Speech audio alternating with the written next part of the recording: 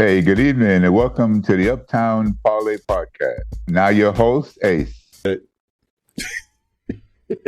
Welcome to the Uptown Parlay Podcast. We got Ace, Ant, and Malik. What up? What's going on, man? Mr. Nick. How you doing today? Thank you for that. I'm doing good. Tired, as usual. It's late on a Thursday night. But, yeah, not bad. Not bad at all. All right. And how you doing today? I'm doing great, especially when I keep seeing Josh Allen getting sacked.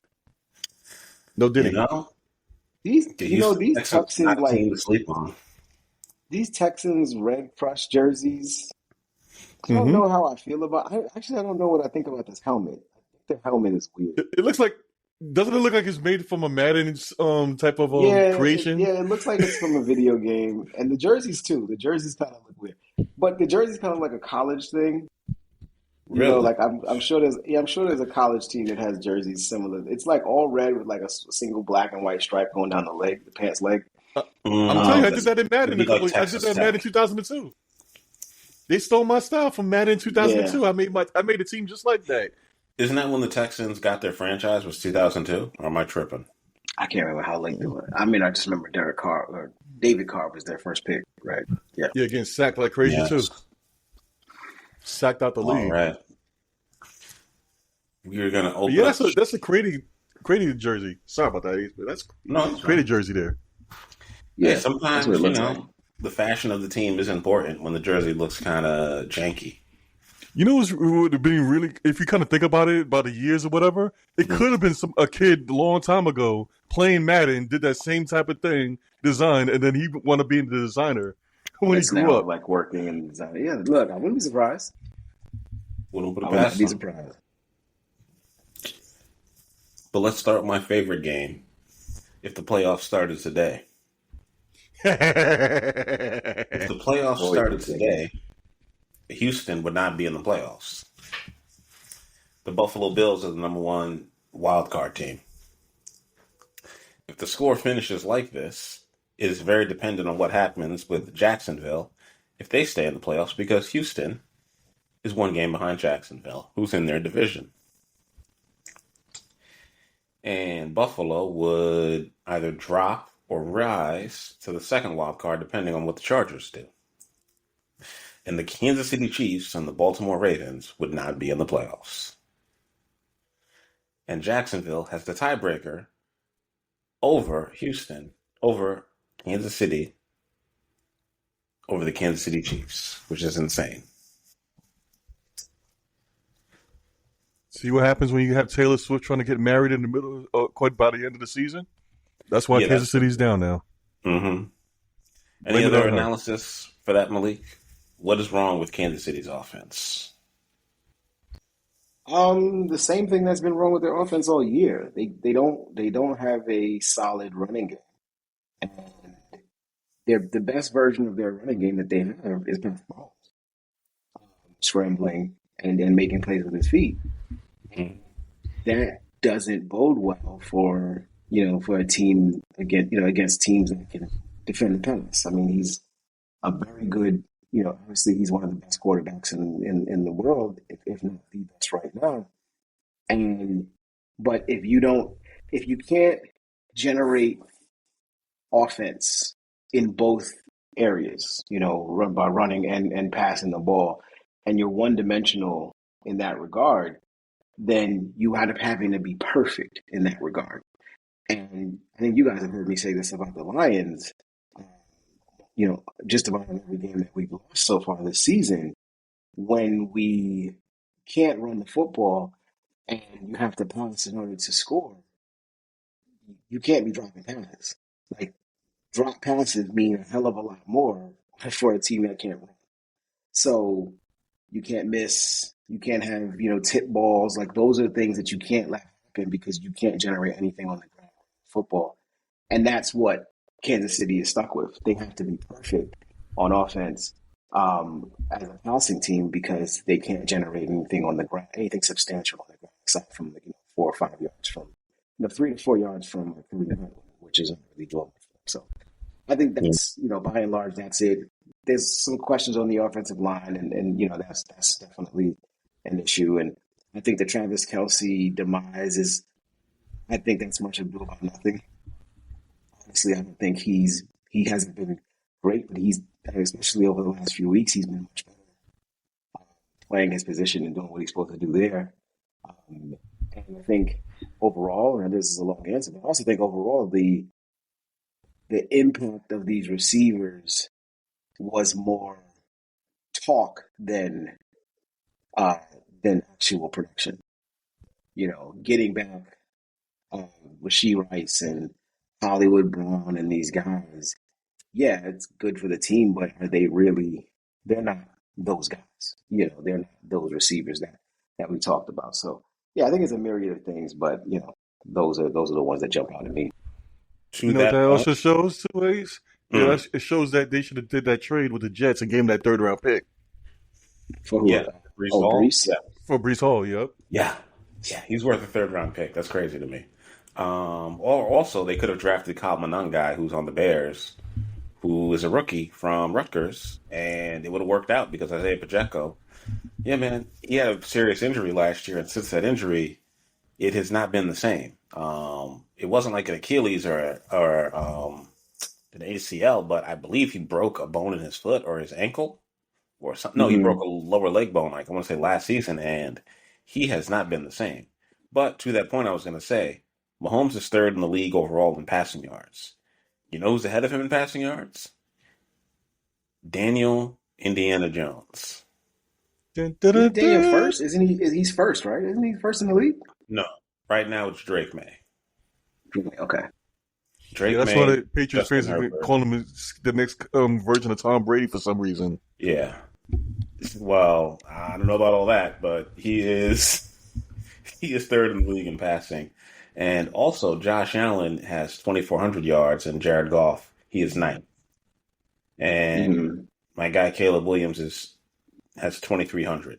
He has the least amount of passing touchdowns of any quarterback with a winning record who's played the majority of the season, Caleb Williams. Mac Jones has 13, and he's only played 4 games, and they have the same amount of passing TDs, which is kind of nuts, but he's piling up the yards. Just wanted to point that out. All right. Why? And if the playoffs started today, you know who also wouldn't be in the playoffs, Malik? The Lions. That's correct. 6-4. I was not expecting to be able to say that. Somehow, some way, the Bears are leading the division, which is witchcraft. And here's the real reason why we're in this segment. You know what? It's not. It's not the whole. If you look at their schedule, and again, this is not me like ripping on the Bears and they played an easy schedule or anything like that. But if you look at their schedule, there were a number of games, and even if you look at like the lines of the games that in all of the games so far, there was never a game where they were, with the exception of the game against the Lions in week 2. That's the only one that stands out to me. But there was never a game where they were a decided underdog. They were either favored, or if they were an underdog, it was by a reasonable amount. And they've made a living in the games that they've had to win. They've made a living in surviving the fourth quarter and being able to stay stay within the number and make the plays at the end of the game that needed to be made to do it, to win. And I think that speaks to that more than the Caleb Williams growth or ascension. That to me speaks to the talents of Ben Johnson as a head coach, because young head coaches with no head coaching experience should not be are typically not this good in late game situations and clock management and all those things. And Ben Johnson is really good at that. So I don't think it's shocking. They've played a schedule where none of their opponents have been, like they haven't played like the Eagles on the road or the Chiefs or any. They haven't played any of those teams, and so the teams that they've played have either been on par with them or worse than them. and those games have played close, and they've won them. So it's not that big of a shock. The toughest game they played so far was at Baltimore, and they lost that game 30-16. Right. They are undefeated against the yeah. NFC East, which is I'm going to be honest, I'm kind of shocked because they easily could have lost. Have they played the Eagles yet? No, they play the Eagles Black Friday. Okay. 3:00 on Amazon. Okay. They're not paying me to say that. Okay. Yeah, so I think that's more because I think the other thing I think is interesting is right when I did a comparison between them and the Lions. They've won a lot of the same games that the Lions have won, um, and the games that the Lions have lost, they haven't played any of those teams yet. Exactly. They haven't. Wait, have they played Green Bay yet? No. Yeah.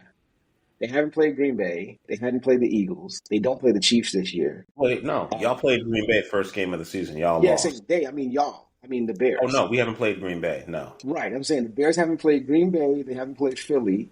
They don't play the Chiefs this season. No. They just beat Minnesota. And the Minnesota was the only outlier from the Lions' perspective. So, so all things considered, man, I think the Bears, they're surprising because nobody would have picked them to be there, but I don't think it's surprising when you looked at the games and actually broke it down. Yeah, I sure didn't think the Bears was going to be there. Well, I will say the most shocking thing to me is that the Rams, the Seahawks, and the Niners are all in the playoffs if the playoffs started today. That is surprising. I did not believe this much in Sam Darnold, but the fact that they could almost win that game last week when he had 4 picks and they were only down 2 points was kind of insane. Also, the Carolina Panthers are 1 game behind Detroit and 1 game behind Tampa. So they can win the NFC South. And once again, who Carolina Panthers have a better record than?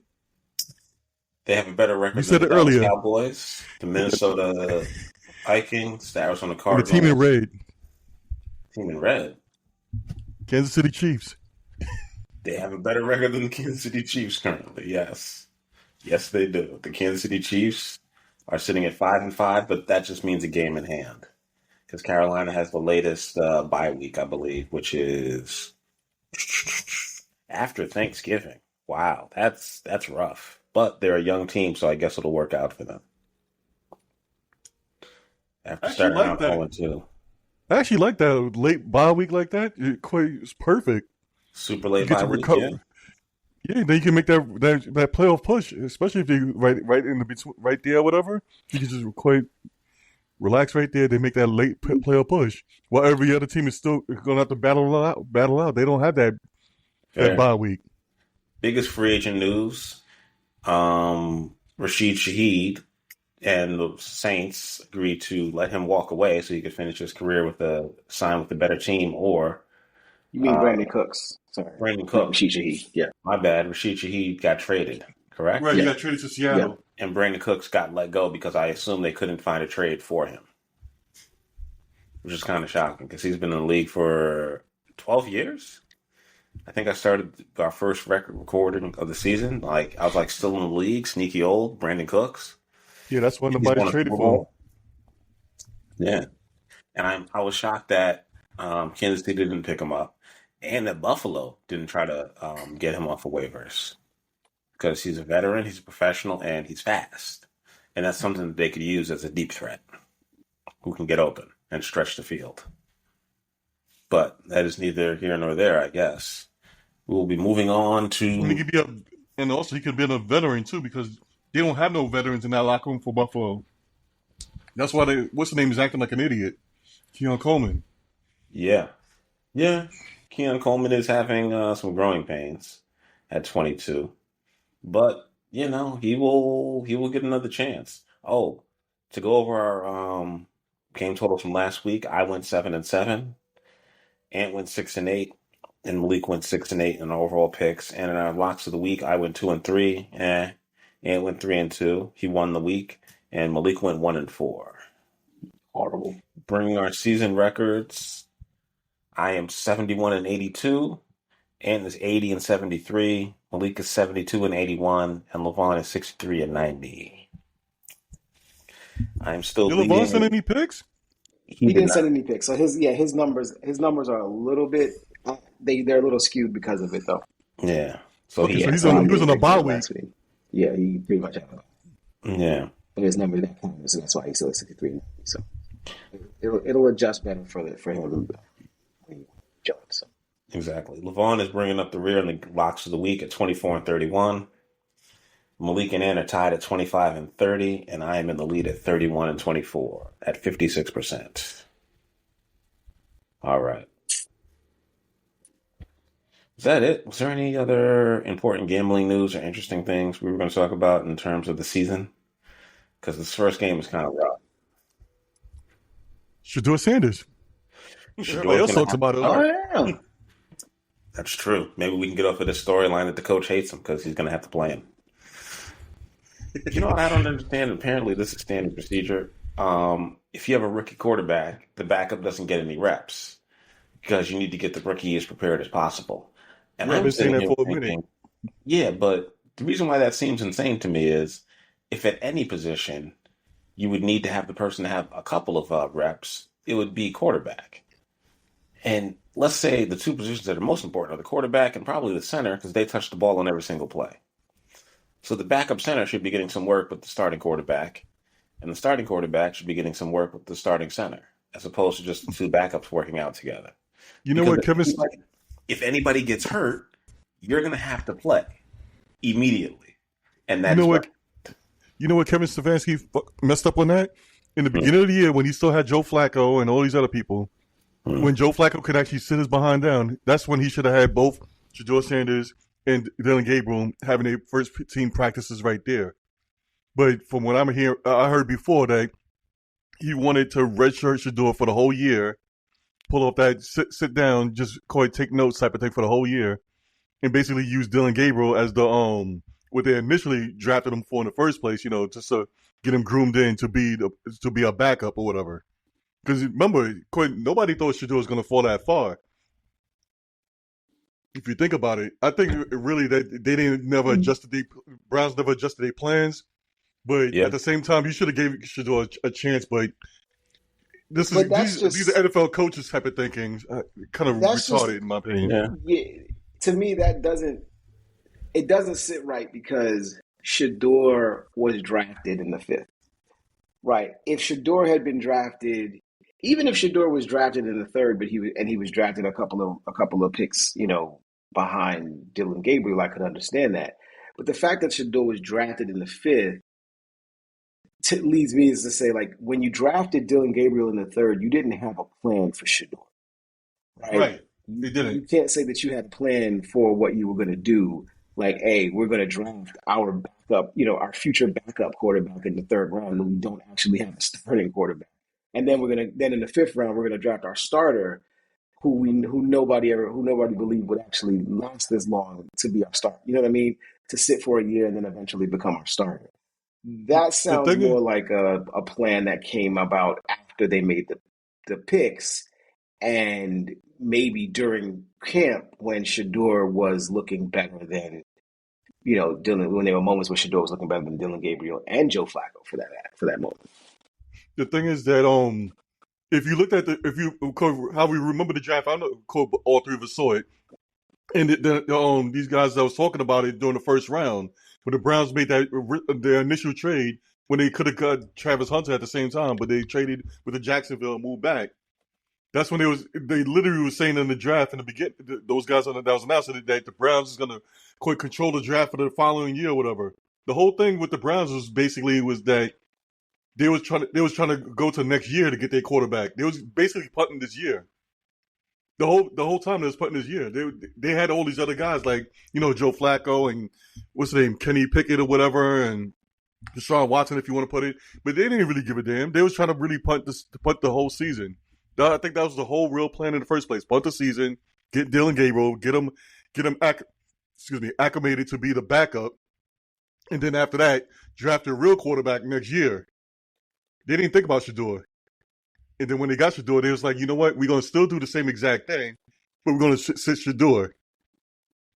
and have him be the quote unquote, quarterback that we're going to use next year. That's the way I see it down the road because in my mind, I don't think Kevin Stefanski is that I hate Shador type of thing. I think he's more. I'm sticking to my plan that I made throughout the whole off season, and Shador is just basically the bonus. He's like the icing on the cake or whatever type of thing. I think the most concise thing he said was he never had a plan for him. And Shador was the icing on the cake. He's an afterthought. They never planned on him playing.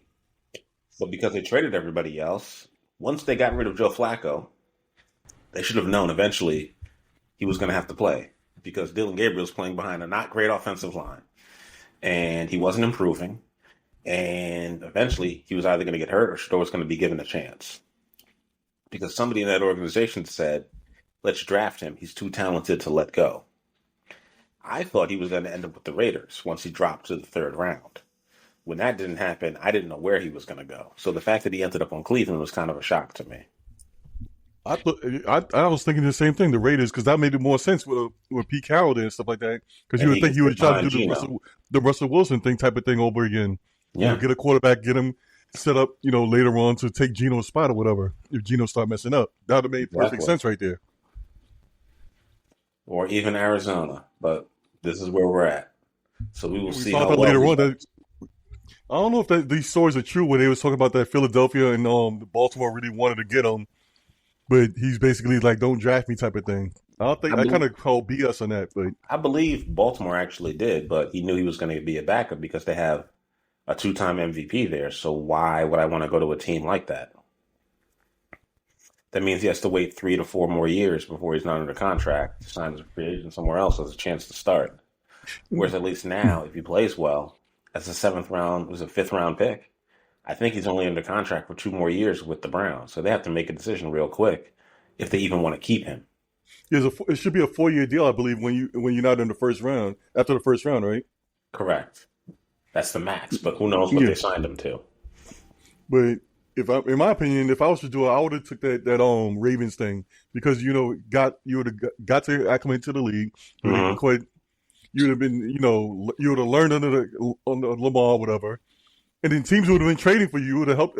Teams definitely would have been trading for him out of the deadline that came up, or next year, because Baltimore's basically just seeing you as an investment right there. And when Lamar got hurt, they would have had. When Lamar got hurt, he would have played. Yeah, he would have had the opportunity to play, and he would have definitely been on quite a better system, in my opinion, because they would have him practicing throughout the week even when Lamar wasn't hurt. He would have been learning all these things a long time ago. Yeah, I really feel that quite, in my opinion, this is where parents and stuff like that out there that have their kids, whatever, that's going through this, they should definitely talk to their kids about these type of situations. I don't know if their parents do or not, or quite think about these type of things. Okay. Well, we are going to get into the games this week. First game up, Ant, we're going to go to you first. Is your New Jersey Jets at the Baltimore Ravens. The Jets are getting 13.5 points. The over-under is 44.5. Who do you got, Ant? So my Newport, New Jersey Jets, going to be facing against the Baltimore Ravens. Also, what's the name? We have a switch up at quarterback. What's the name is no longer there. Quarterback. Yep.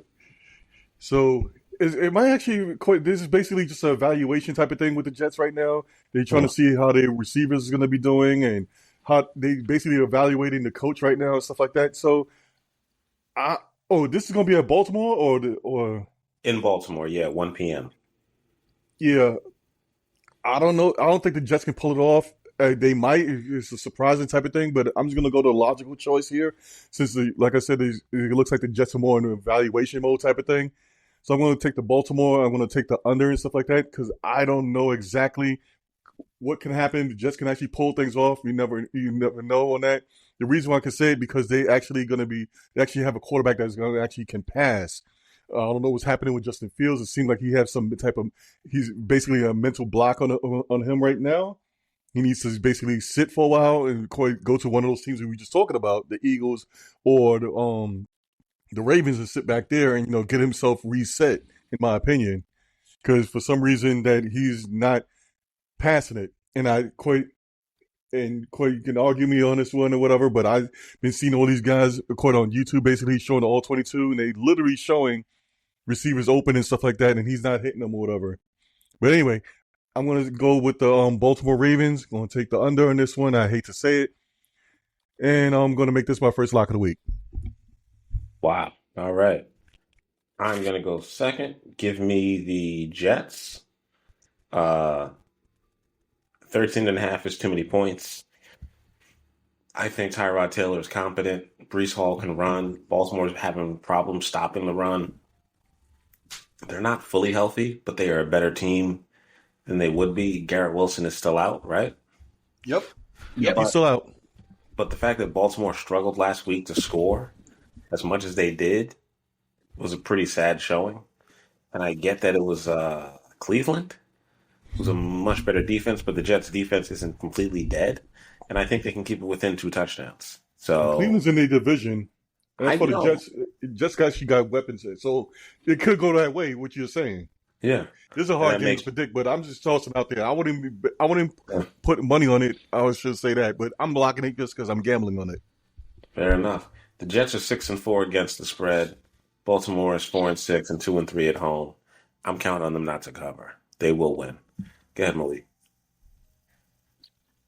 The Ravens, in their 5 wins so far, the lines that they've been a part of, 2.5, 7.5, 4.5, and 7.5. And that's against the Bears, the Dolphins, the Vikings, and the Browns. 3 of those games were on the road as well. They didn't cover last week against the Browns.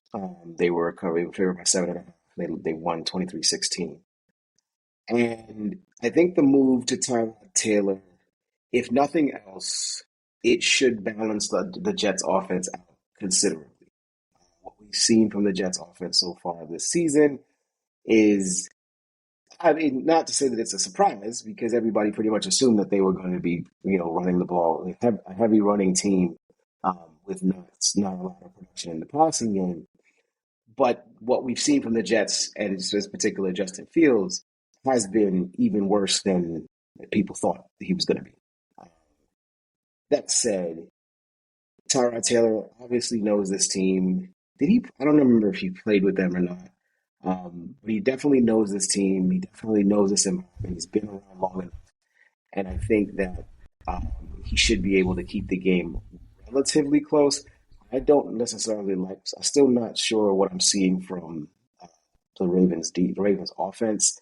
Still looks like Lamar is still trying to figure things out and trying to, round himself back into form, which is scary given the fact that they've won 4 straight and they continue to win. So I'm going to go with the Jets to cover.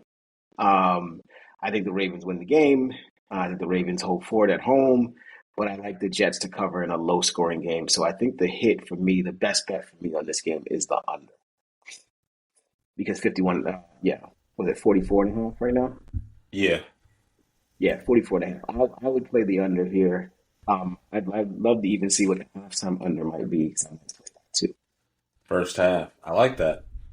Yeah, but what's the name? Did play with the Jets as well, Taylor. Yeah, well, he's. The Jets. I mean the Ravens. Ravens too. He played with both teams. He knows the teams. And John Harbaugh's been there so long. I would assume he played for John Harbaugh, right? So it's he played under him. Yeah, so he's familiar with kind of what they do and what they're all about over there. So yeah, I would imagine that would give him a leg up in terms of just being able to run an effective offense against them. I just don't like the 13.5. I'm gonna have to pull off one of these things because I haven't done it yet, so for a while.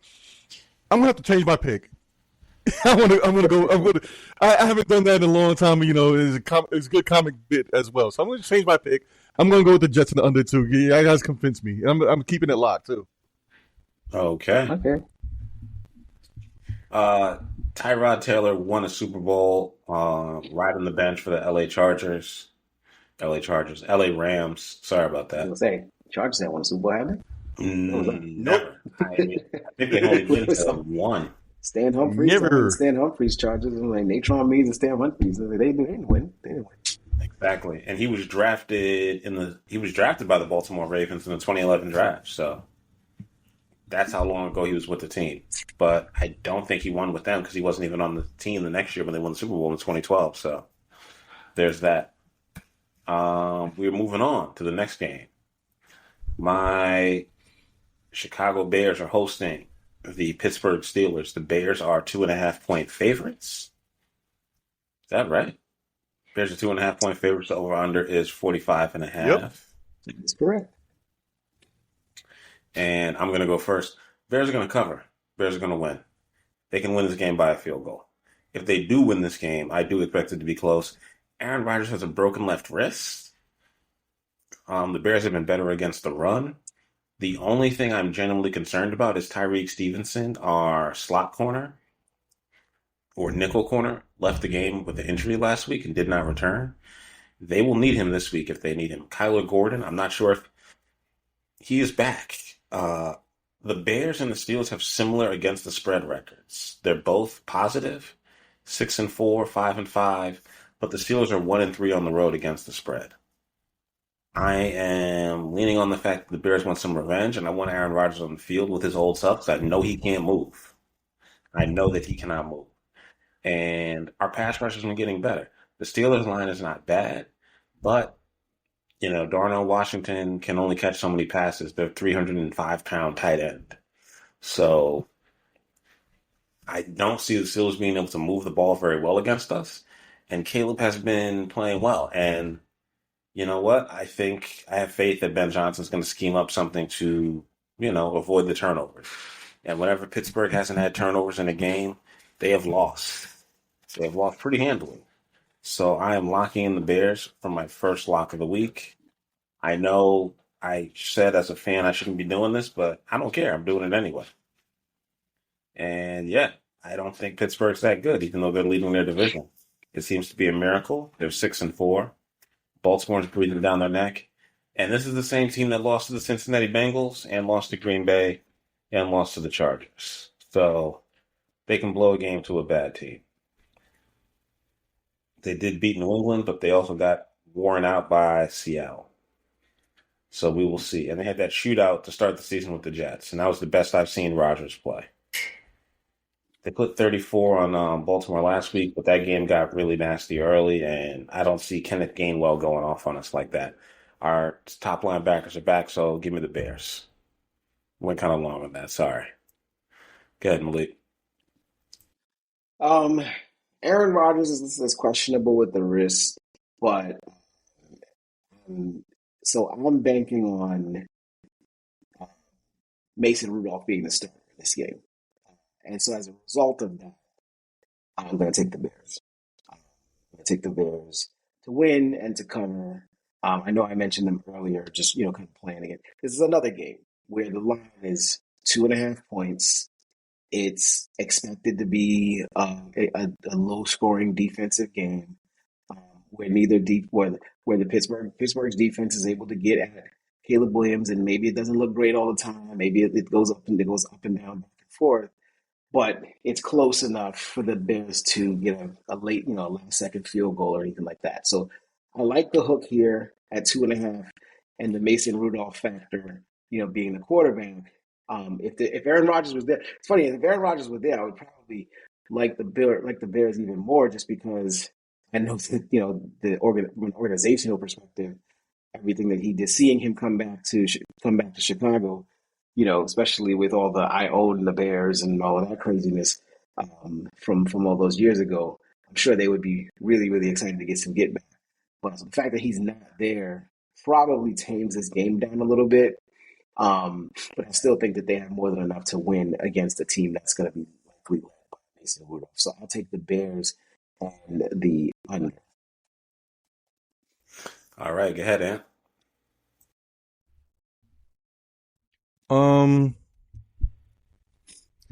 Aaron Rodgers is a petty motherfucker.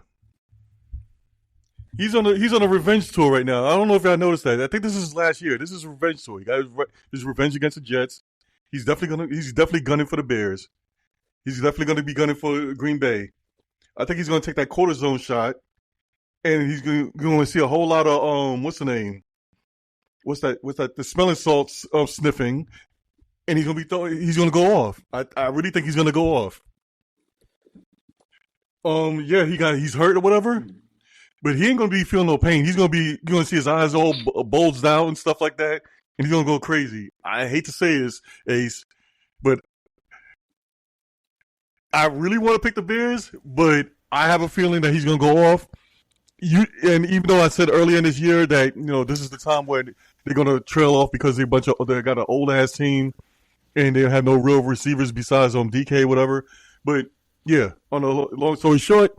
I think, like I said, Aaron Rodgers is going to be smelling sauce, and I'm going to have the Steelers. Sorry, I'm taking the Steelers.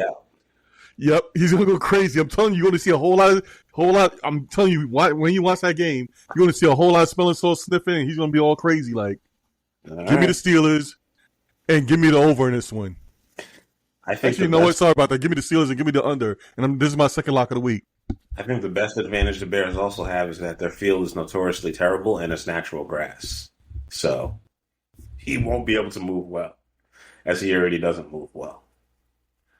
But next up, we got the Pats at the Bengals. Joe Burrow practiced in full. I don't know if he's going to play, but the Bengals are getting 6 points at home. The over-under is 51.5, and I kind of like the over. That's a safe bet. And I'm going to go back with you. What do you think? Was Joe Flacco? No, I'm sorry. Joe Burrow. Did I not say Flacco or Burrow? I said Burrow practiced in full this week, so it's possible that he could actually play.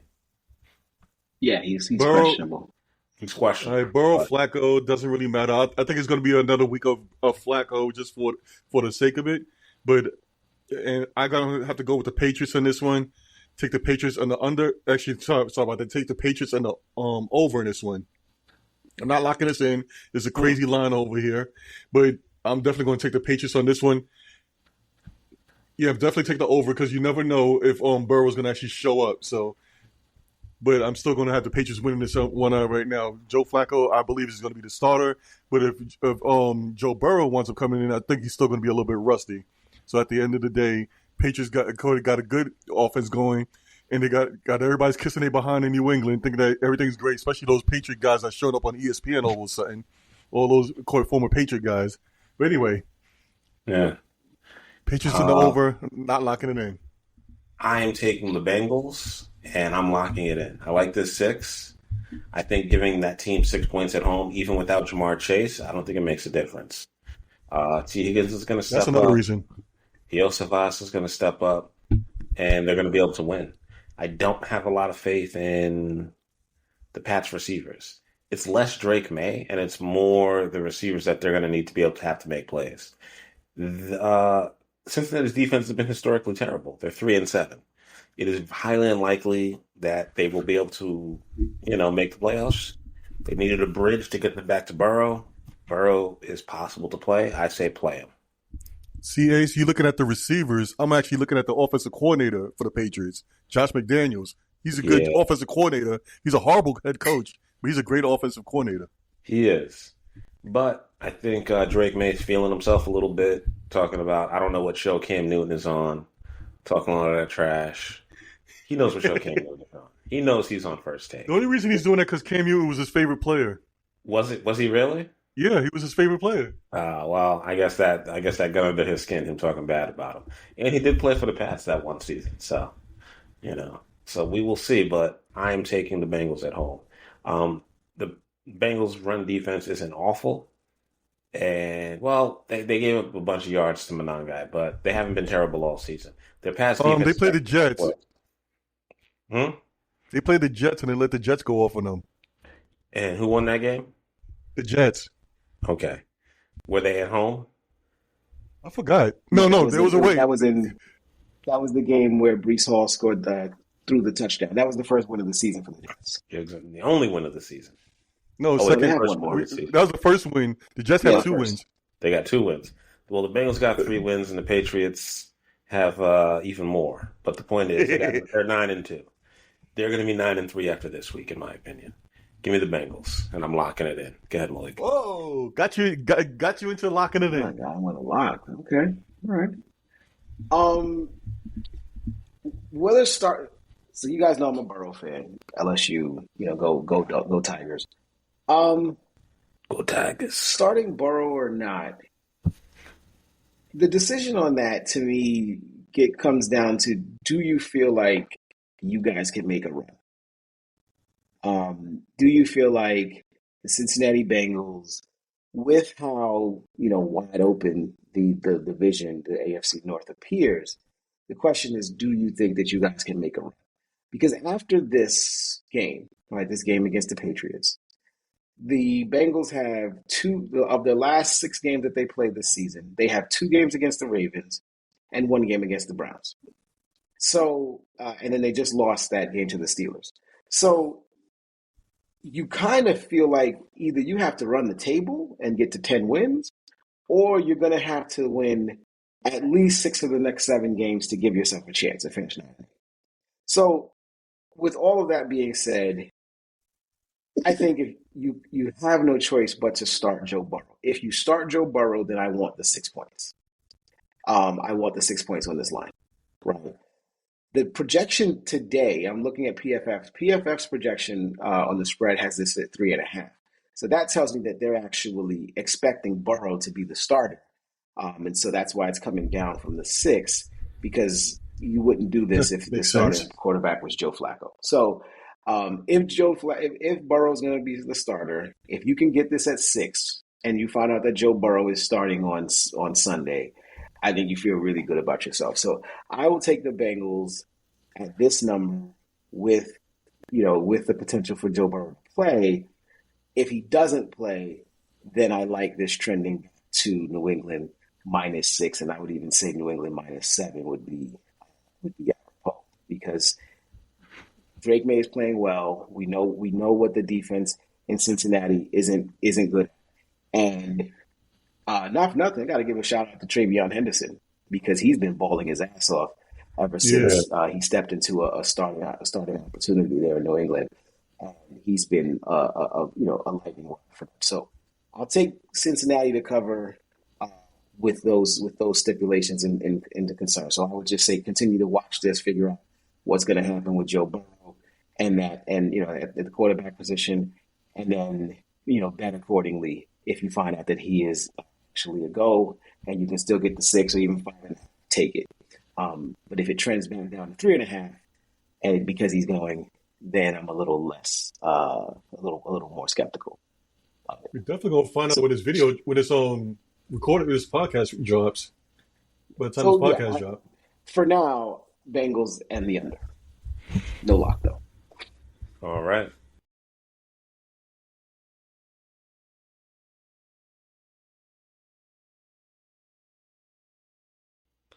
Next up, we have the Giants at the Lions. Lions are favored by 10.5. The over-under is 50. And go ahead and make your pick. Ass whooping, Lions in the over. Keep going. Malik. So the Lions they're 2-0 this season 3-0 this season after a loss. So this would be the next game after a loss. And they haven't lost back-to-back games since 2022 or 2020. Yeah, 2022, I think, if I'm not mistaken. That speaks very well. And this is at home. And their last 2 games have been on the road. That speaks very well to them being able to, them coming out and pretty much just lighting up the scoreboard. The other thing is, obviously, we're talking about potentially another start by Jameis Winston. If Jackson Dart's is not ready to come back from the concussion protocol, that doesn't bode well for the Giants as well. Looks like Dart might be in there, so if he is, maybe the Lions are able to. They're not going to confuse him because they don't play the type of style of defense that's confusing to a player. They play man to man. and they force you to make the plays. That has been, when you can do it, you can score on them. But I don't think Dart's going to be able to score here. So I like the Lions to win this game. I like the Lions to cover the number. I think it's a pretty even. I think it's pretty even for us at 10.5. I would bet this at 12. I'm going to take the Lions, and I'm going to lock this in as my first lock of the week. I like how Malik does a nice breakdown analysis of everything going years back and everything like that. All you have to do is, just look at it like, Lions are going to whip their ass. That's what it basically is. But Malik being all humble about it. I'll give a little bit more direct analysis. The Giants' defensive line is really good, but guess what? The Lions' offensive line is better. They're going to win. The person who was leading the team in rushing touchdown for the Giants was Jackson Dart. He's not going to play. Therefore, they're not going to be able to run the ball. If you can't run the ball on the Lions, you cannot win. This is a matter of how much the Lions beat the Giants by, and the Giants' secondary is not good. Amon-Ra St. Brown had a terrible game. He will not have a terrible game 2 weeks in a row. Jameson Williams will be able to run past the Giants' secondary. I expect them to throw 3 to 4 touchdowns and Gibbs to get one on the ground. Give me the Lions. I'm locking it in. This seems like a very obvious and easy pick. And I'm going to take the over because if the Lions do win, it's going to be a blowout. So I'm going to put them on the board for 40 points, and I'm going to put the Giants on the board for like 13. A touchdown and a couple of field goals in there when, the Lions let up, if they do. The Lions this is going to be my third lock. And the Giants have a good tight end, so they should be able to get something going in the middle of the field. Keep it simple. Sorry to cut you off, Ace. No, that's fine. Vikings, Packers.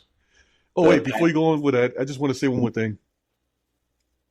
The only way the Giants is going to win if they win that WWE match that the Cam Scatterboo's starting this Monday. that the media was getting on.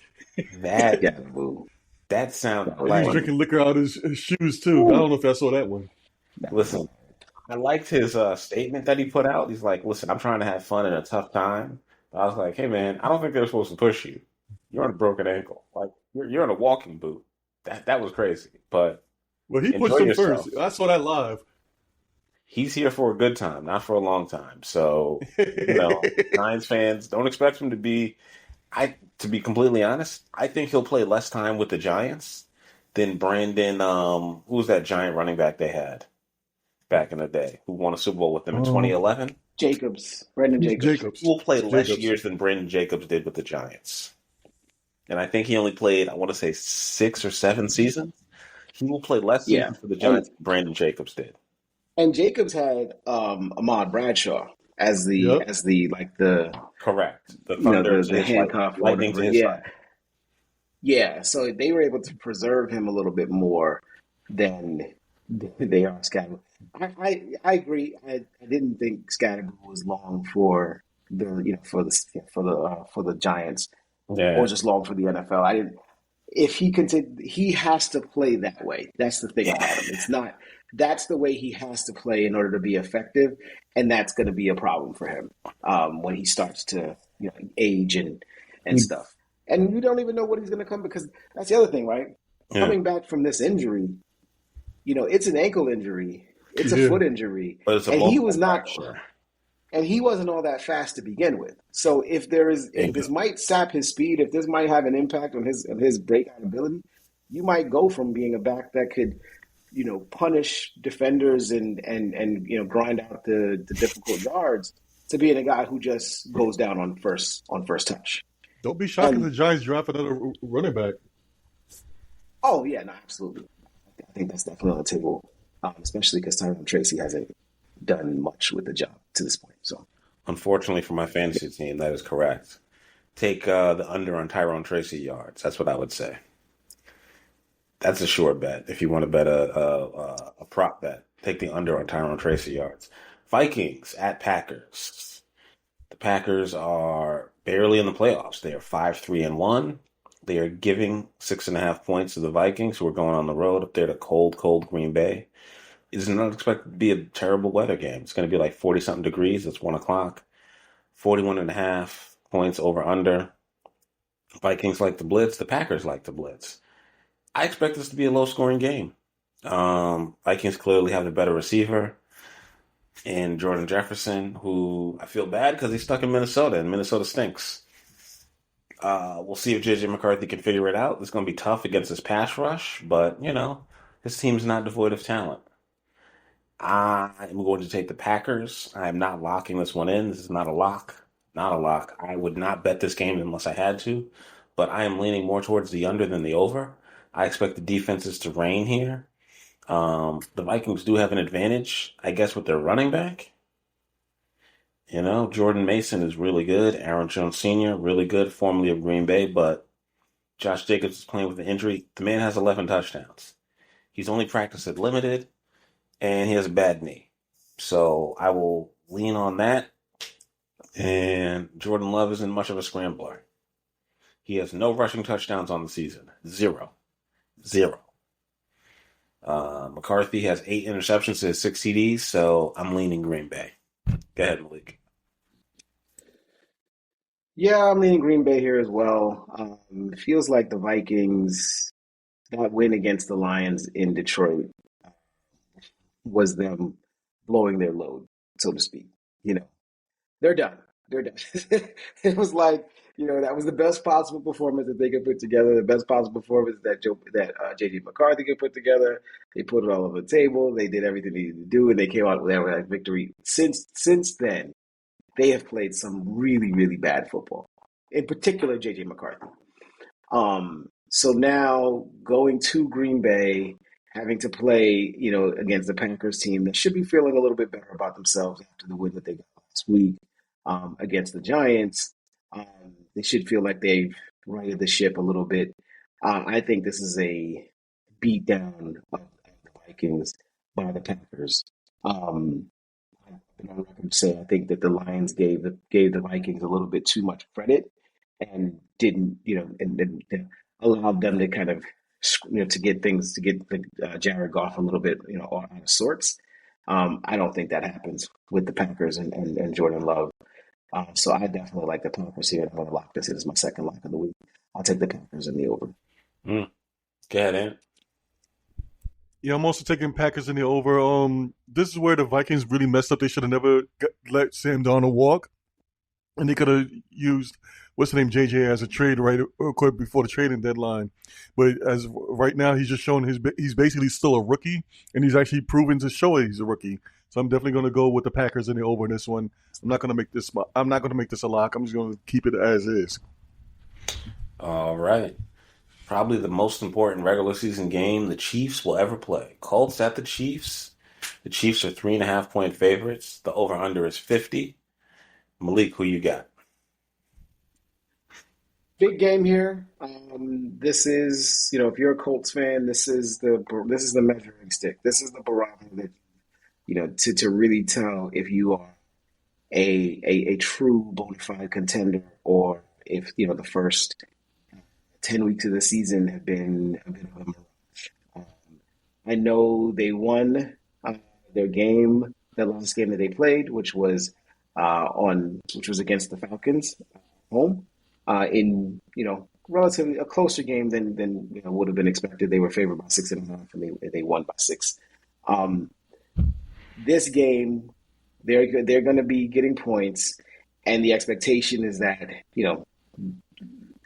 Kansas City is going to drop them and probably walk away with this.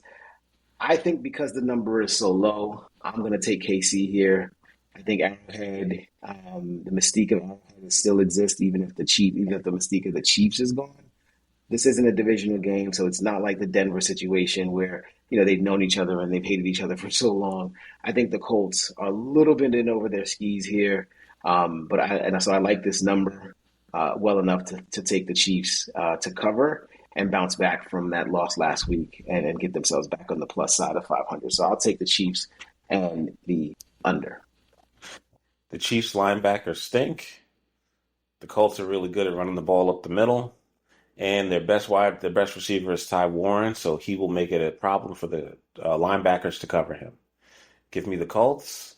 I think if they lose, I think they lose a close one. I don't care where this game is being played. I think the Colts actually have an opportunity to win this game and knock the Chiefs out of the playoffs. And they're going to be playing with their lives, and they're going to be playing very tight. And the fact that everything they do, as you said, Malik, has to be perfect. Sauce Gardner's going to help him cover Rashee Rice or whoever they put him on. And it's going to make it even tougher for Patrick Mahomes, unless they get a bunch of pass interference calls. Even with all that being said, I'm taking the Colts. I'm taking the Colts. Not a lock, but I'm taking the Colts. I like that extra hook on that 3.5. Go ahead, Ant. Yeah, I thought I was going to be the only one doing it, but I guess you quite great minds think alike. I'm taking the Colts on this one as well. I'm taking the over on this one. I think this is the Chiefs' last stand. And Coy, we gotta remember the Chiefs are quite this millennium's version of the Patriots. As much as you want to see them, as far as every team hates them, this is the perfect time to put them down. And I know the Colts are smelling blood. They're gonna make sure that they push them down.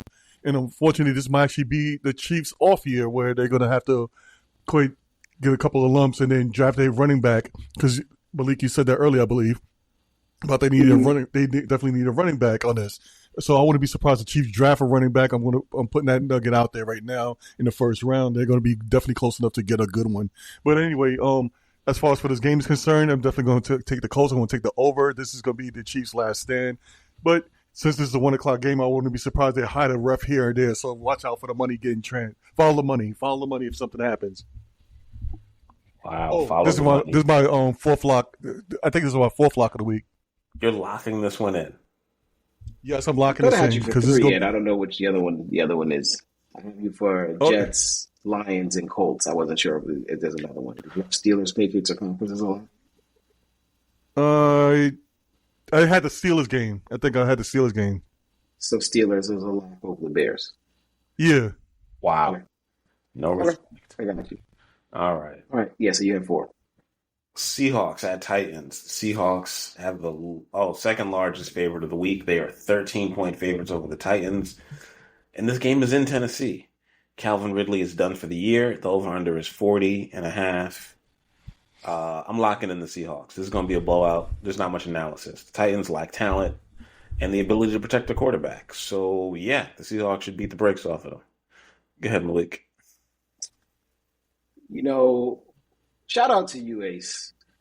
Our show is probably the only show. No, I'm going to say our show is probably the only show where Calvin Ridley being out for the season is actually a storyline to consider. Like that's who else is helping him? Who else is helping? Name someone who's caught a touchdown pass not named Calvin Ridley.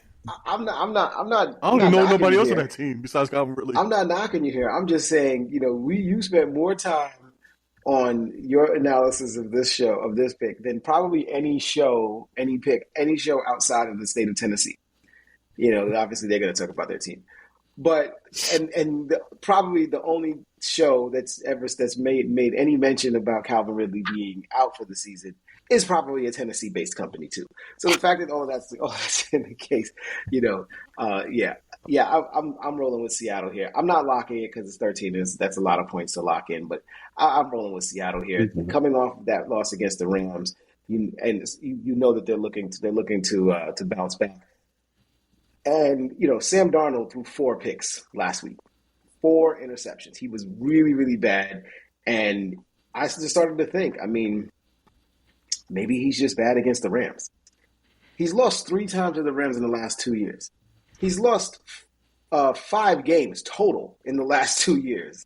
And 3 of those games have been against, McVay, Stafford, and the Rams. The other 2 losses were against the Lions.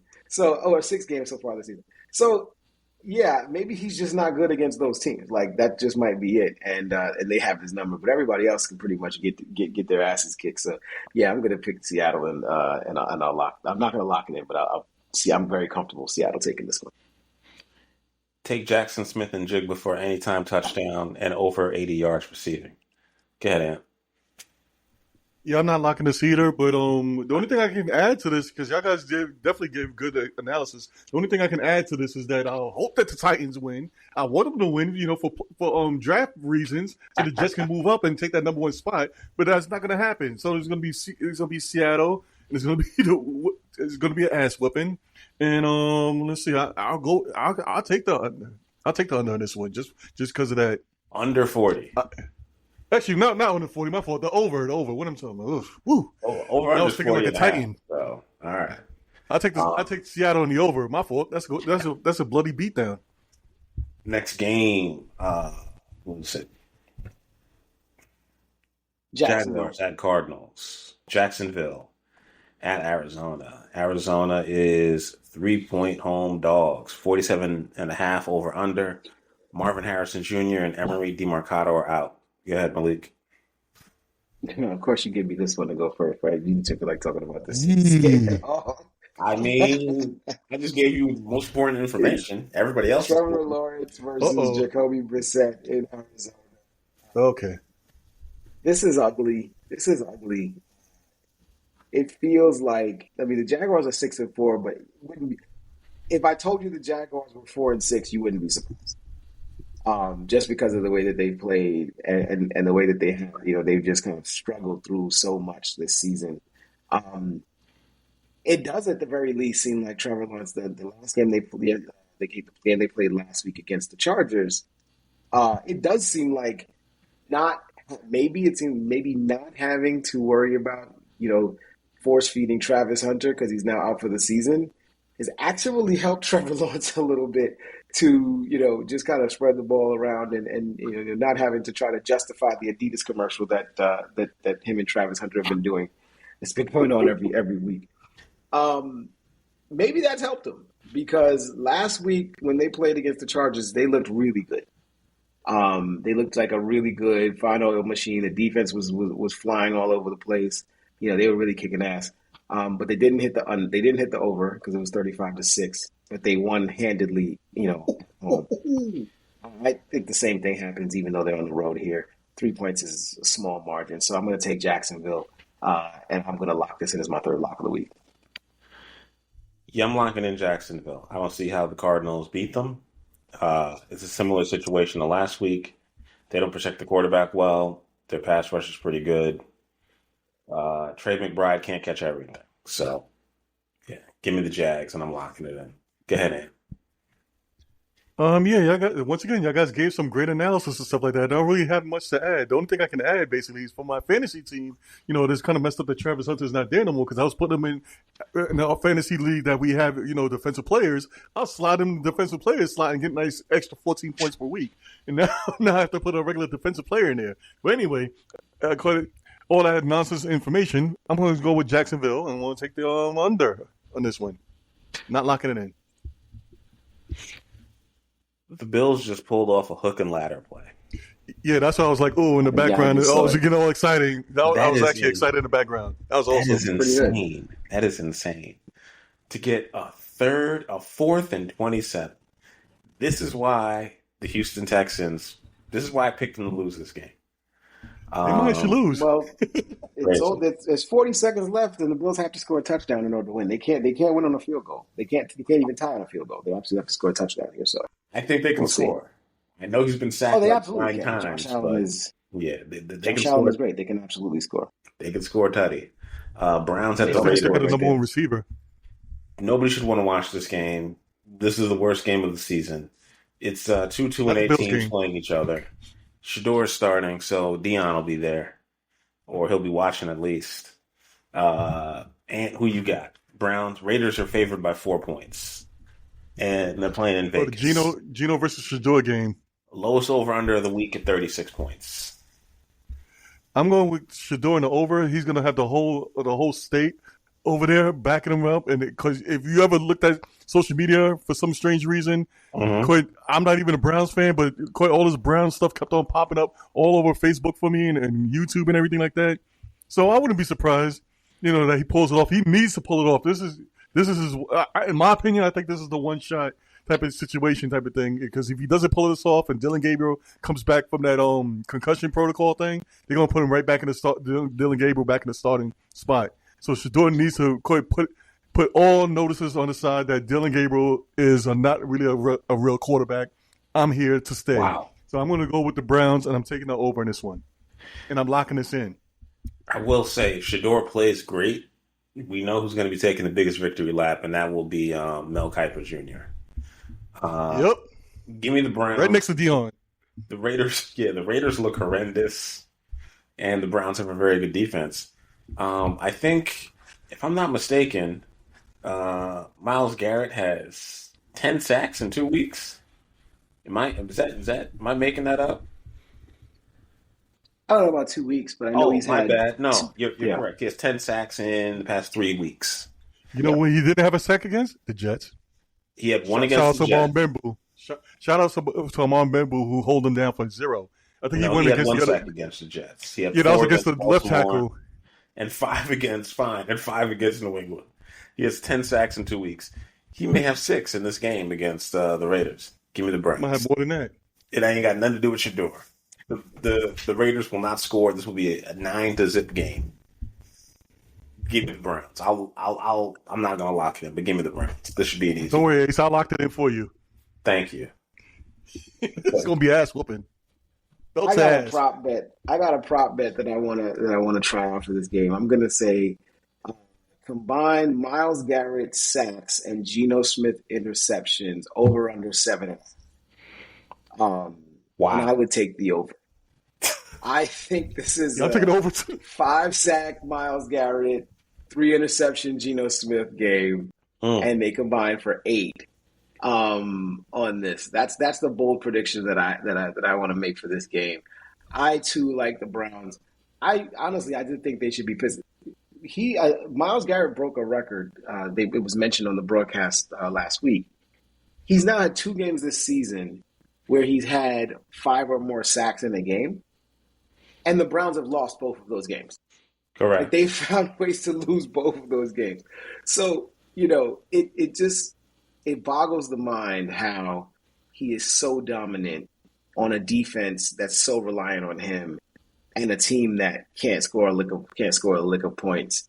That he's able to continue to do this. So yeah, I'm going to Game go with the over. Browns here as well. Bills not lost. locking it Oh, in. flag. Sorry about that. Yeah, I'm not locking it in, but it was a flag, but the penalty was declined. It was against the Bills. Game over. False start. Game's not over. No, it was declined. They gave the ball back. Josh Allen sitting on the bench now, so game's over.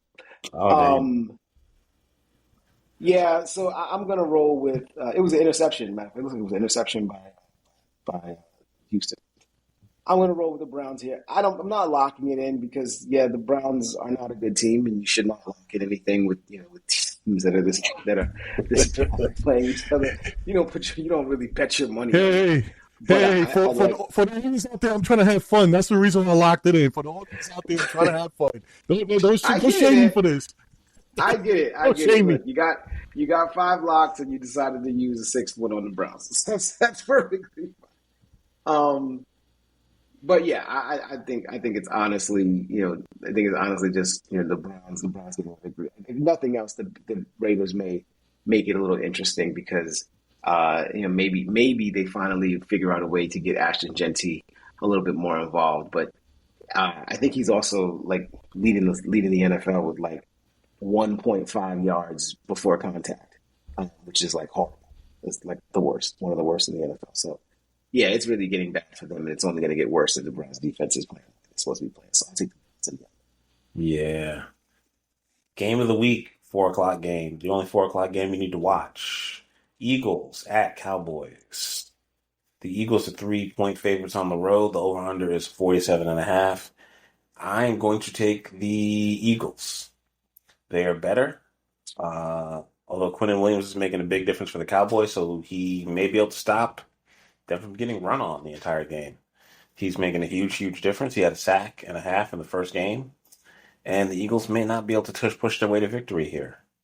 The Cowboys can throw on them, but the Eagles do have very good corners. Their defense is holding it down. So we will see. But I am taking the Eagles here. I'm locking them in for this W.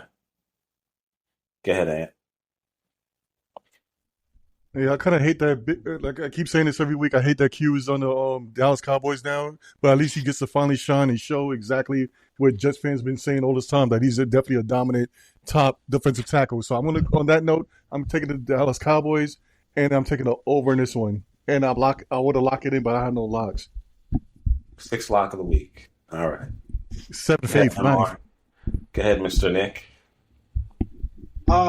Yeah, the Cowboys. I like the Cowboys here. The Eagles against the Packers and the Lions, their defense really showed up, and they made the plays that they needed to make in order to supplement the offense. Dallas was able to score against this Eagles defense in Week 1. They've been able to score against just about anybody at any time. George Pickens and CeeDee Lamb are playing great. I really like what I'm seeing from them. And so the fact that they're getting points with an explosive offense like this, even against the Eagles, I like the Cowboys I like the Cowboys to win outright. I would take the Cowboys on the money line too. Oh, wow. I think they win this game outright at home and make things very, very interesting in that division and with that. Not in the division. I think the Eagles are pretty much a lock to win the division, but they make things very, very interesting when you just have to put a high-powered offense against them. And they don't need that. That's one thing. Dak doesn't need to have a running game. Having a running game for Dak in this offense is a bonus. He doesn't need it because of those two receivers and what they're capable of doing. So I like the Cowboys here. I'm going to lock them in. The Cowboys are plus 150 on the money line, so 1.5 times your money. And the George Pickens and CeeDee Lamb were benched after missing curfew. CeeDee Lamb denied reports that he was throwing up in the casino in the early hours of the morning. He says, "I can hold my liquor," quote unquote. What happens when you have a game in Vegas on Monday night and you arrived on Sunday? Yes. On Saturday? Yeah, they did get there on Saturday. Yeah. Falcons. You've been there for 2 nights in Vegas and you didn't have a game until Monday night? Like, it's not even like you had a game Monday afternoon, Monday early, 1 o'clock. You had a game Monday at 5 o'clock Vegas time, which means 10 o'clock in the morning. They were down in this. They were playing. They were hanging out on Saturday night. They just stayed up. They missed curfew, which means they were just up all night. Treated it like a bye week and still beat the brakes off of the Raiders. That's they grown men. They good. They good. What happens in Vegas stays in Vegas. Falcons at Saints. The Saints are somehow favored against the Falcons. I believe Bijan Robinson is still playing, so I don't know how that's possible. This is technically a rivalry game, but these teams are 3-7 and 2-8, so their rivals are mediocrity at this point. I'm gonna go with the Saints. They have the better running back, and Kirk Cousins is a better quarterback than Tyler Shough. And as we just mentioned, they traded away their 2 starting wide receivers. Chris Olave is the only one left, so they can just double him. And Rashid Shaheed is no longer there, and neither is Brandon Cook. So I don't know who they're going to throw to. Maybe they get a couple of trick plays out of my guy, the tight end / quarterback. He can't run Wildcat the whole game, but I don't know. The Falcons, I feel, should be able to win this one. Free Chris Olave. That's all I got to say. Go ahead, Malik. Free Chris Olave. Really? Yeah. I mean, if Chris wants to go, let him go. I guess that's probably the best way to put that. But anyway, the unfortunate thing here is that the Saints are favored, right? Because that's the unfortunate part, because that just tells you what the world thinks about Kirk Cousins. Because I don't think before this a team as bad as the Saints playing against a Kirk Cousins-led team would have ever been favored before what Kirk Cousins and what we saw from him the last couple of seasons. I think this is extremely disrespectful to Kirk Cousins. I think he should still be able to walk into New Orleans and beat the Saints, and play well enough to maintain that and win here on the road and get those 2 points. So I'm going to take the Falcons to beat up on the Saints, or at the very least to lose by less than 2 points. So I'll take the Falcons and I'll take the under in that game. Did you say your Saints? I thought you were only a Lions fan. Oh no, you know I like the Saints. You can have more than 2 teams. But that's not, since you've met me, I've always like see the difference between you and me is since 1996 you don't pull that BS at the last minute. I never said I wasn't. I never said there was only one team for me. I've always said neither have I. The Saints. Neither have I. Since 1996, I've been locked in with the Ravens. And lying ass motherfucker. Who you got, man? It's obviously that the Saints are tanking right now, and I believe they're going to try to lose. They really trying to lose this game. They got rid of basically two receivers already, and they basically collapsing. I wouldn't be surprised they end up with the first pick. I hate picking these guys. I hate picking between both of these teams as of right now, and I definitely hate picking the Falcons. But Malik is right. Put some respect on Kirk Cousins' name, even though I hate his ass. Coyd, I'm going to go with the Falcons. I'm going to take the under. All right. Next up, we have Sunday Night Football. Bucks at the Rams. The Bucks are getting 6.5 on the road in LA. The over/under is 49.5. I'm taking the Bucks. Emeka Egbuka is really good. The Rams defense can pick you off if you make some mistakes, and I don't think Baker's going to make too many. Sean Tucker is running the ball pretty well, and the defense is all right at stopping the run. So Vita Vea is healthy. Give me the Bucks to cover. Keep this one close. Go ahead, Malik. Yeah, I like the Rams here. I like the Rams here to cover at home. I think that they're going to be able to, take care of business against the Bucks. I don't like the Bucks. The Bucks have been, they lost in Buffalo to the Bills. They're not, I said this at the beginning of the season. The Bucks are good, not good. And at some point in time, they start to show the wares, show the cracks at the seams. They will look great for a stretch of games, and they will look bad for a stretch of games, and then they'll look mediocre for a stretch of games. And now they're in their mediocre phase. The Rams are one of the best teams in football, regardless of conference. They've been one of the best teams pretty much all season, and this is not a game that they're going to lose. So I take the Rams, and I really like this. This is going to be the final lock of the week. All right. Have I used all my locks? You have, yes. You locked in the Eagles. Perfect. And good. Yeah, it kind of looks like what Malik is saying. This is their downside. They down Baker Mayfield in the beginning of the season was basically calling for him as the MVP. And you got to remember, I believe Baker Mayfield was on the Rams before, right? Could have sworn he was there. Yes, he did. He was. Short period of time he was there. 4 days and won a game.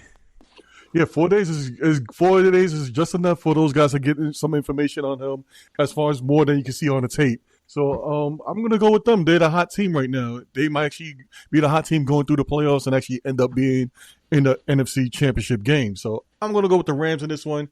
I'm gonna take the over. I think it's gonna be a sling around a little bit, but I think the Rams gonna pull it off at the end. Especially I believe they're at home as well. All right, and last and kind of a weird game, as Malik pointed out earlier, the Carolina Panthers are at the 49ers for Monday Night Football. They are 7-point underdogs in San Francisco or Santa Clara. The over-under is 49.5. Malik, who you got?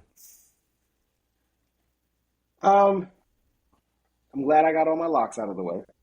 That's what I'm glad I did that. Yeah. The 49ers, they looked much better last week with Purdy playing.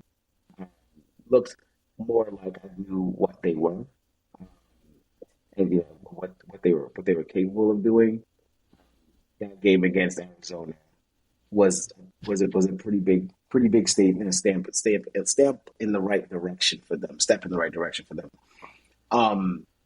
And so going back home, playing against Carolina, I definitely like where San Francisco is going here.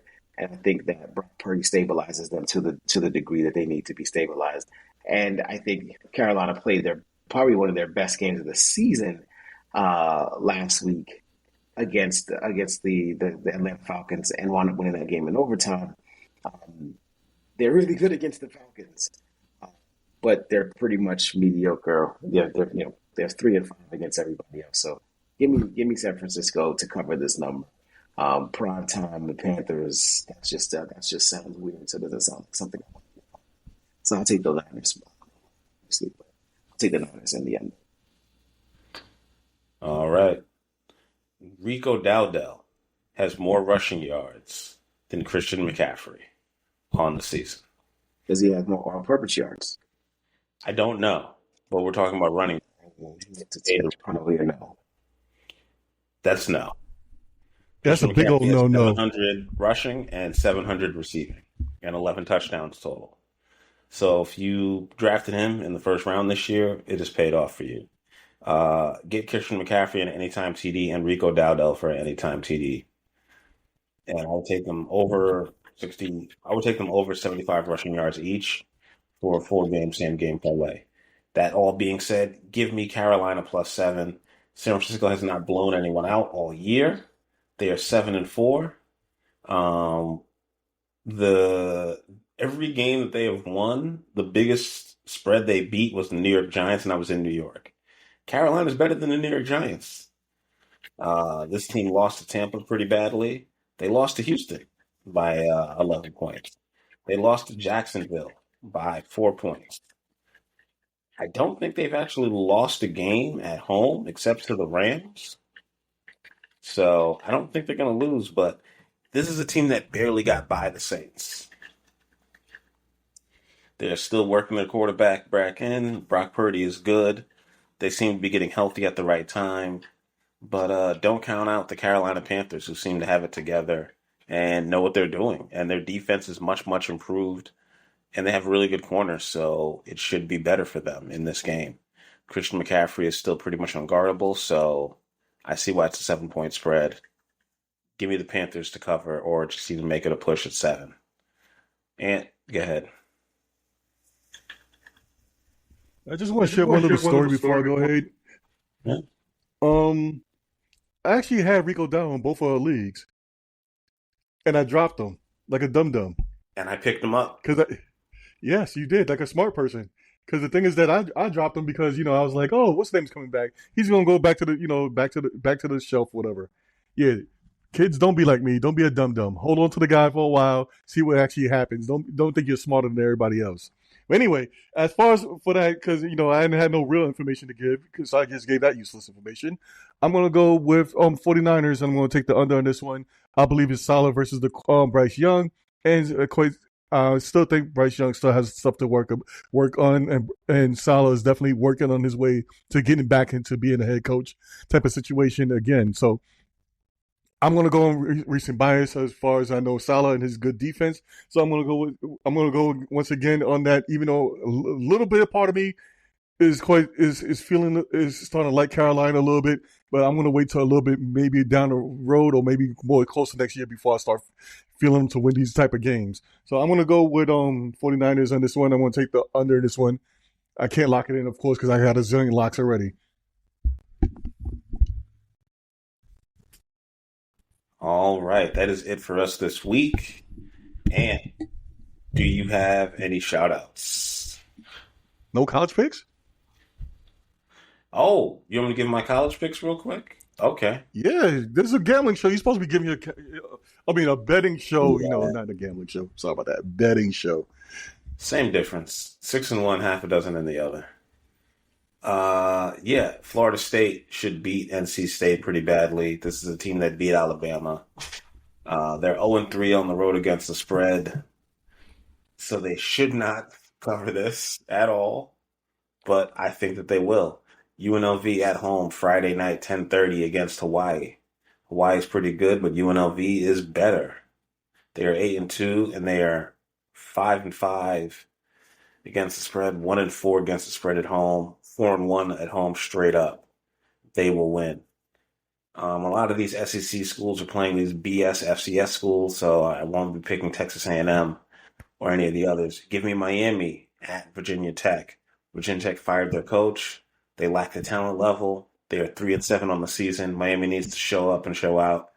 They did that last week against NC State. They're going to go into Virginia Tech and beat the brakes off of them. Tulsa getting Army. Army is 5-4 on the season. Tulsa's 3-7. Tulsa beat Oklahoma State this year, which is a Big 12 team. They're the worst Power 4 team in the country, but Tulsa is not terrible. I think they cover against Army. Delaware, +18, their first year in the FBS, coming up from the Colonial Football League, where Joe Flacco played. They are getting 18 points against Wake Forest. They cover against Wake Forest. Rutgers, getting 33 against Ohio State. I like Rutgers. I think Ohio State's going to take it easy. Their schedule is super soft until they get to Michigan. Give me Rutgers to cover to lose by 30. And last and not least, this is an interesting one, but I want to pick it anyway. It's kind of off the board for a lot of people. I'm taking UConn over FAU. FAU is 4-6 on the season. UConn is 8-3 on the season. UConn can win this game to go 9-3 and finish out their year. They have no conference. They're an independent school, but they are really, really good. Jim Mora Jr. is doing a really good job in the college ranks after he left, after he got fired out of UCLA. He may be getting another Power 5 job after this. He really turned UConn into a winner, so we will see. I can see him going to a bunch of different schools that have fired their head coaches. Mainly, Penn State could hire him, especially because he has pro experience and he knows how to recruit the Northeast, being at UConn. USC is getting 10 points at Oregon. This is the biggest game for the Big Ten this week. I think USC covers this game. I don't think Oregon's bad, but they're not really blowing out any good teams, and they lost to Indiana. USC is almost that good, but not as good. Jordan Mailata, I think, is a better quarterback than the quarterback for the Ducks. Yeah, I just don't have much faith in the kid. Dante Moore is good, but he is not great. And last but not least, another game. Bill Belichick is going to win this week. UNC is +7 against Duke. Duke stinks.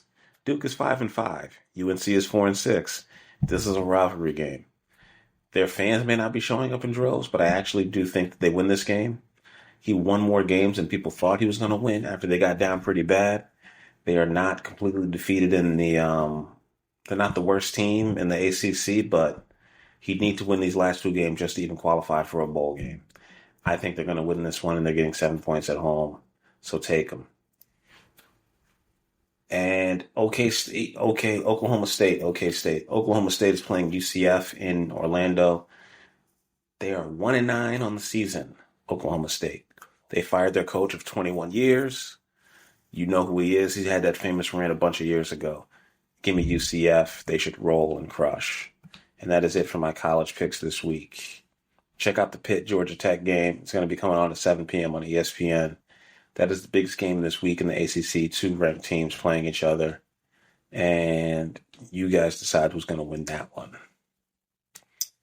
Outside of that, there's a bunch of couple rivalry games. Cal, Stanford, Tennessee, Florida, Rice, North Texas. And LSU is taking on the mighty Western Kentucky Hilltoppers. LSU should beat the shit out of them, but who knows? Malik will give you some updates on that one. And that's it for me this week. And shout outs. Yep. Well, first shout out to Wemby. Hopefully, did you get okay? I quite heard that you got hurt. Unfortunately, on that one, shout outs to Davis Mills for beating the shit out of the Texans for beating out the Bills. I'm happy for that. You know, Bills need to keep losing. Shout outs to Shador Sanders and the Sanders family. They finally got him. He's finally getting to start. And it's something that he should have been doing in the first place. He should have got drafted at least first, second, or in a third round pick.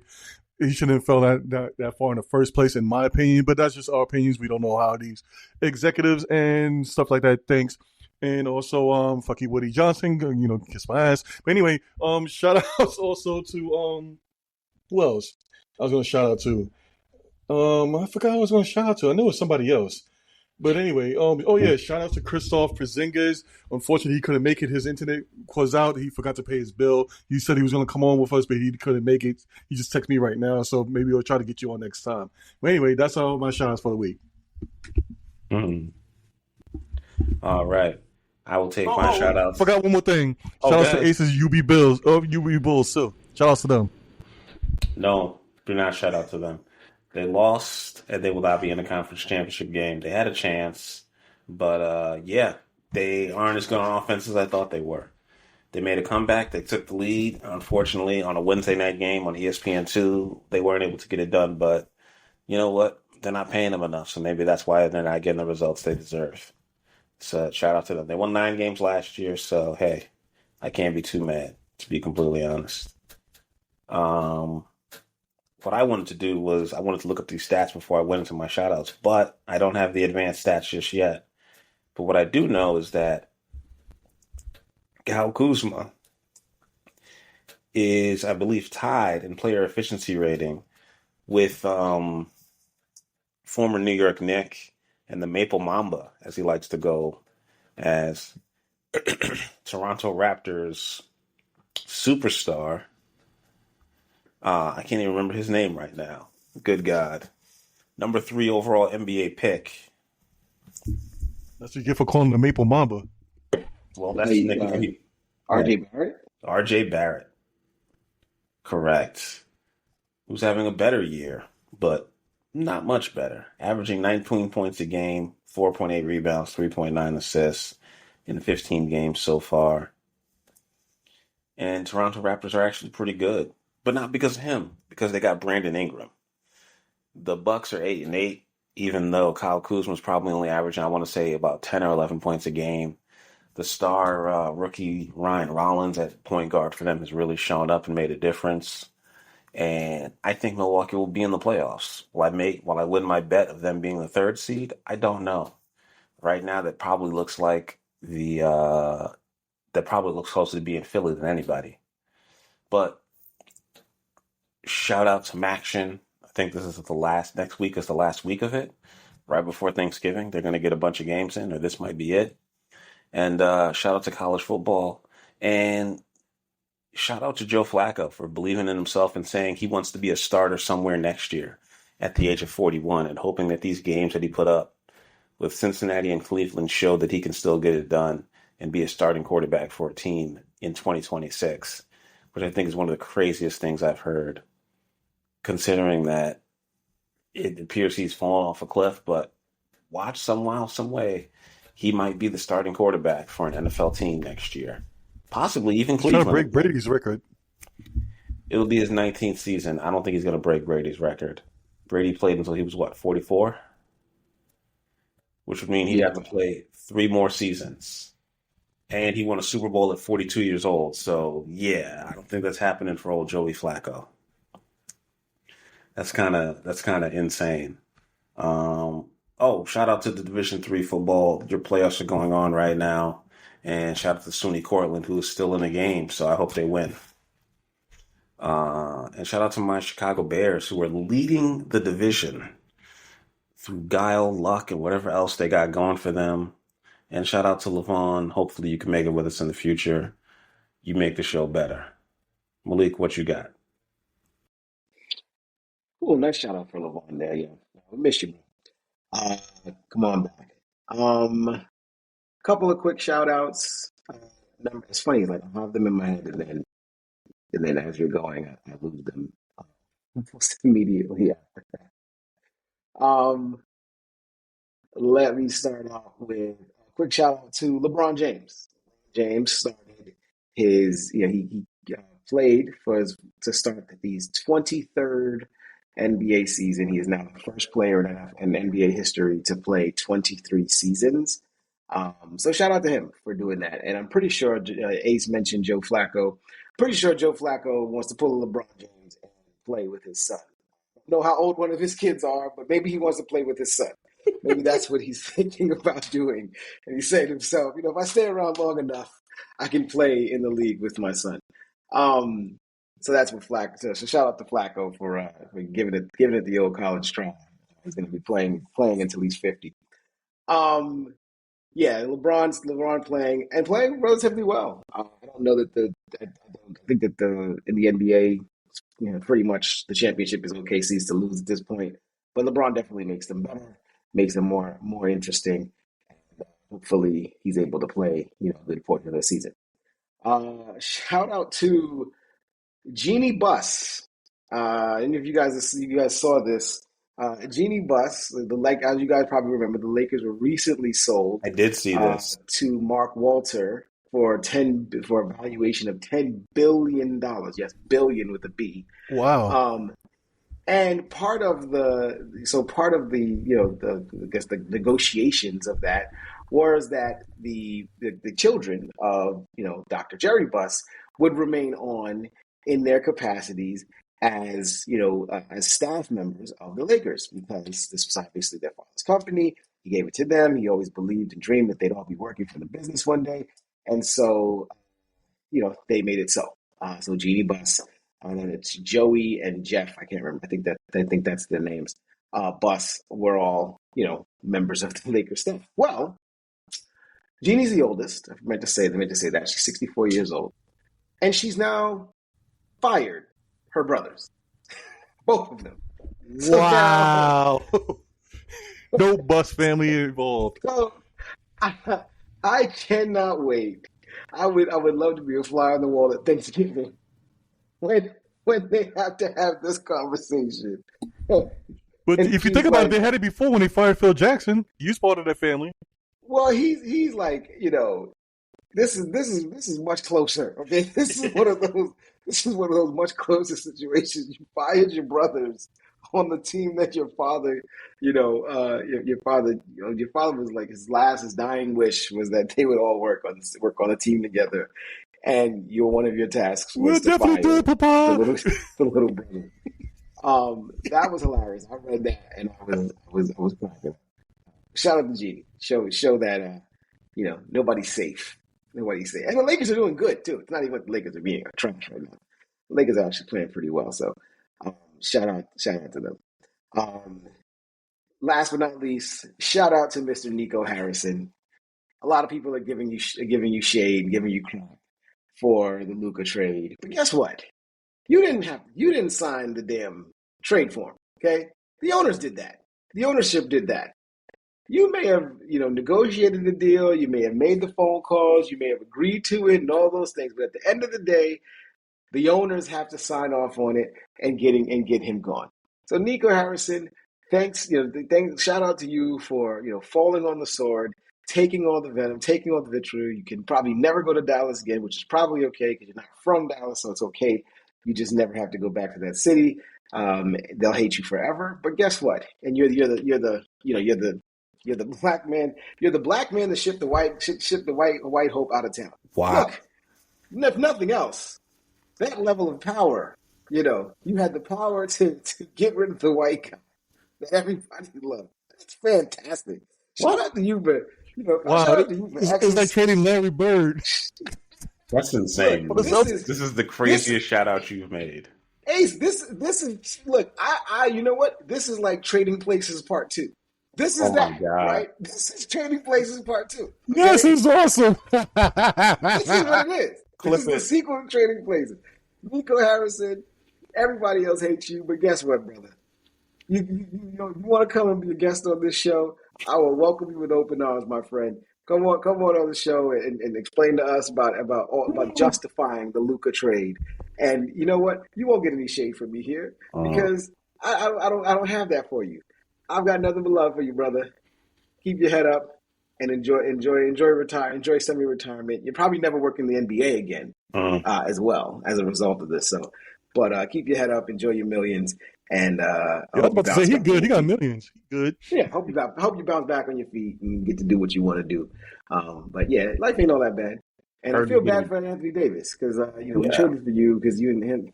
Anthony Davis was the one that he came there because Nico Harrison. Now he gets to be the scapegoat for all the bad things that happened in Dallas. But shout out to Nico. You got in, you made the move, got rid of the white guy, got rid of the great white hope, and then got out of town. I feel you, brother. In Texas at that. He replaced him with in Texas, flag, though. In Texas, I'm sure that wasn't even his call. Probably wishes he got next year's picks. He could have taken AJ DeBanza, From everything I've heard, that sounds accurate about how he views basketball. Yeah. Shout out to my Buffalo Bulls. They're 5-0 in college basketball. They're going to go undefeated. 33-0. First team ever from my school to do it. I'm counting on you. No pressure, though. No pressure. On that note, whatsoever. We are out. Peace. Peace out.